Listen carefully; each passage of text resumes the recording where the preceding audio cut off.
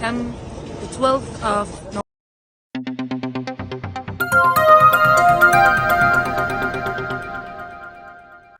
जहां लाखों की तादाद में फिलिस्तीन की सपोर्ट में लोग उतरते हैं, वहीं एक ऐसा ग्रुप भी है जो इसराइल की सपोर्ट में है, जिनको हम यहूदी बोलते हैं, और वह उस रैली को भंग करने की कोशिश करते हैं।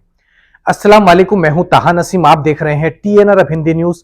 मैं आप लोगों के लिए लेके आया हूं इसराइल गाजा वॉर से रिलेटेड कुछ अहम जानकारी, और सऊदी अरब से भी कुछ खास खबरें आ रही हैं, तो सभी खबरों के बारे में विस्तार से बात करेंगे। आप लोगों से गुजारिश है वीडियो में शुरू से लेकर आखिर तक बने रहें ताकि सही जानकारी आपको मिल पाए, और चैनल पर नए हैं तो चैनल को सब्सक्राइब करना ना भूलें।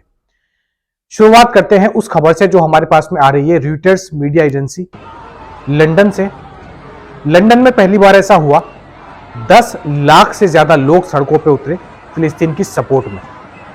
11 नवंबर की अगर हम बात करें तो 11 नवंबर को जो पहला वर्ल्ड वॉर था वह खत्म हुआ था, और इसी का सेलिब्रेशन पूरी दुनिया में होता है अमूमन। लेकिन इस टाइम पर पूरी दुनिया में क्या हालात बने हुए हैं, इससे हम सब लोग वाकिफ हैं। लंदन के अंदर 11 नवंबर को जो फिलिस्तीन की सपोर्ट में रैली निकलने वाली थी, उसकी जानकारी पहले से ही वहां की हुकूमत को, वहां की मीडिया एजेंसी को दे दी गई थी।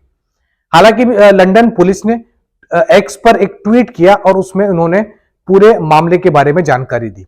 हुआ यह कि जब 10 लाख फिलिस्तीन की सपोर्ट में लोग सड़कों पर उतरे, तो साथ में ही जो प्रो इसराइली ग्रुप था, यानी कि जो लोग इसराइल की सपोर्ट में थे, कुछ हजारों की तादाद में वह भी उतर गए, और दोनों रैली के बीच में क्लैश हुआ, जिसकी वजह से वहां की पुलिस को भारी एक्शन लेना पड़ा और फोर्स के जरिए दोनों पार्टी को अलग अलग किया। हालांकि जो फिलिस्तीन की सपोर्ट में थे लोग, उनकी तादाद ज्यादा थी, और पहले से ही जो 10 नवंबर को मीटिंग हुई थी उसमें यह तय हुआ था। इसकी जानकारी लंदन की पुलिस ने ट्विटर पे दी है। उन्होंने बताया क्योंकि फिलिस्तीन की सपोर्ट में इतने ज्यादा लोग आ गए थे, तो इस वजह से उस रैली को पीसफुल तरीके से होने देना हमारा कर्तव्य था। इसके बीच में अगर राइट विंग के लोग आते हैं, यानी कि इसराइल के सपोर्ट में लोग आते हैं, तो उनको हटाने के लिए हम जो जरूरी हुआ वह एक्शन लेंगे। तो इतनी बड़ी तादाद में फिलिस्तीन की सपोर्ट में लंदन में लोग उतरे, और उसका विरोध करने वाले ग्रुप को जो है लंदन की पुलिस ने अच्छा सबक सिखाया। वहां पर सिर्फ एक ही नारा लग रहा था, फ्रॉम रिवर टू द सी फिलिस्तीन will be free.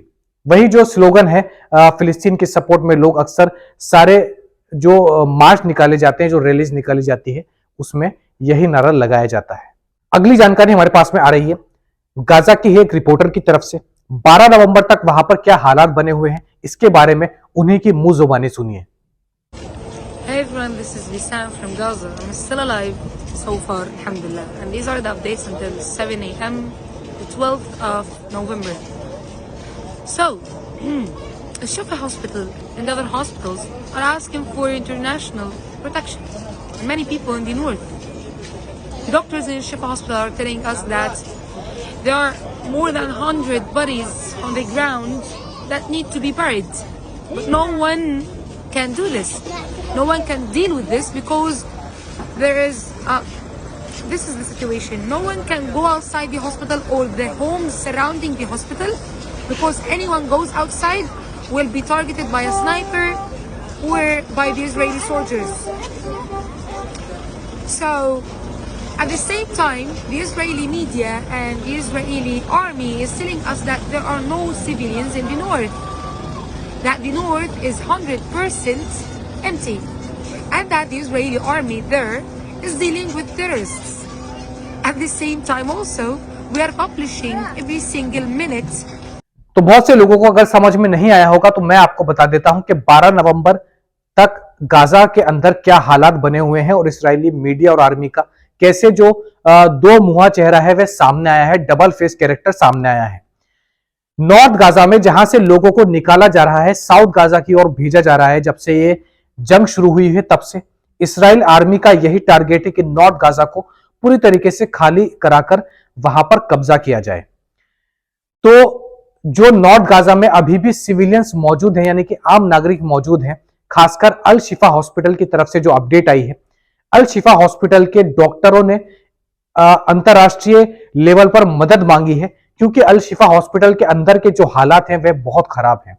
Al Shifa hospital के डॉक्टरों ने कहा कि इस टाइम पर, यानी कि 12 नवंबर को अल शिफा हॉस्पिटल के अंदर कम से कम 100 ऐसी डेड बॉडीज हैं जिनको दफनाने के लिए जगह नहीं है। प्रॉब्लम क्या हो रही है? क्योंकि ग्राउंड इन्वेजन गाजा के अंदर हो चुका है, कोई भी व्यक्ति जो अल शिफा हॉस्पिटल के अंदर मौजूद है, अगर अल शिफा हॉस्पिटल से बाहर निकलता है और अल शिफा हॉस्पिटल के आसपास जो घर है, जो जगह है, वहां पर जाने की कोशिश करता है, तो उसको तुरंत अल शिफा हॉस्पिटल से बाहर निकलते ही इस्राएली आर्मी के द्वारा टारगेट किया जाता है। स्नाइपर से उनको गोली मार दी जाती है या फिर इस्राएली आर्मी जो ग्राउंड पर है वह उनका कत्ल कर देते हैं। इस तरीके के हालात अल शिफा हॉस्पिटल के अंदर बने हुए हैं। पिछले 6 दिन 20 घंटों से लोग जो है अल शिफा हॉस्पिटल के अंदर फंसे हुए हैं। उनके पास ना तो खाने के लिए है, ना पीने के लिए है, किसी भी तरीके की कोई भी सुविधा नहीं है और लोगों की जो मरने की संख्या है वो बढ़ती ही जा रही है अल शिफा हॉस्पिटल के अंदर। दूसरी तरफ इस्राएली मीडिया ये दावा कर रही है कि नॉर्थ का जो इलाका है, नॉर्थ गाजा पट्टी का, वह पूरी तरीके से खाली हो चुका है और वहां पर इस्राएली आर्मी तैनात है, इसलिए वहां पर किसी को भी कोई खतरा नहीं है। यह झूठ है, क्योंकि नॉर्थ गाजा में अभी भी सिविलियंस मौजूद हैं और उनको टारगेट करके मारा जा रहा है, उनका कत्ल किया जा रहा है। तो ये हालात 12 नवंबर 2023 को गाजा पट्टी के अंदर बने हुए हैं। अगली एक बड़ी खबर सऊदी अरब से भी हमारे पास में आ रही है। अर्जेंट न्यूज के मुताबिक सऊदी अरब के अंदर हम सबको मालूम है कैसे ड्रग्स को लेकर एक बहुत बड़ा कैंपेन चल रहा है बहुत दिनों से। किसी भी तरीके की ड्रग स्मगलिंग हो, उसको बेचना हो या खरीदना हो या उसका इस्तेमाल करना हो, इसको पूरी तरीके से सऊदी अरब से मिटाने के लिए सारे ही डिपार्टमेंट्स लगे हुए हैं। सऊदी अरब के अंदर जो जद्दा पोर्ट है, वहां से एक यमनी सिटीजन को 500 किलो से ज्यादा हेरोइन के साथ बरामद किया गया। उसकी स्मगलिंग वह पूरे शहर के अंदर करने वाला था। इसके अलावा एक और सऊदी शहरी को 100 किलो से ज्यादा हशीश के साथ में पकड़ा गया है। पूरी सऊदी अरब के अंदर चेकिंग जो है नशे को लेकर खासकर बड़े तरीके से हो रही है और किसी को भी बख्शा नहीं जा रहा है, वे चाहे एंटी नैर्कोटिक डिपार्टमेंट के ऑफिसर हो, पब्लिक प्रोसिक्यूशन वाले ऑफिसर हो या मिनिस्ट्री ऑफ इंटीरियर की तरफ से हो। हर तरीके की कोशिश की जा रही है नशे को सऊदी अरब से पूरी तरीके से खत्म करने के लिए। तो ये थी आज की कुछ अहम जानकारी गाजा इसराइल वॉर से रिलेटेड और सऊदी अरब से भी जुड़ी हुई। ऐसी खबरें मैं आप लोगों तक लेके आता रहता हूं, तो हमसे जुड़े रहने के लिए हमारे चैनल को सब्सक्राइब करना ना भूलें और वीडियो पसंद आई हो तो वीडियो को लाइक भी कर दें, साथ साथ बेल आइकन दबा दें ताकि मेरी वीडियो सबसे पहले आप लोगों तक पहुंच पाए। मैं ताहा नसीम अब आपसे इजाजत चाहता हूं। इंशाल्लाह कल आपसे फिर मुलाकात होगी मजीद खबरों के साथ। तब तक अपना ख्याल रखें।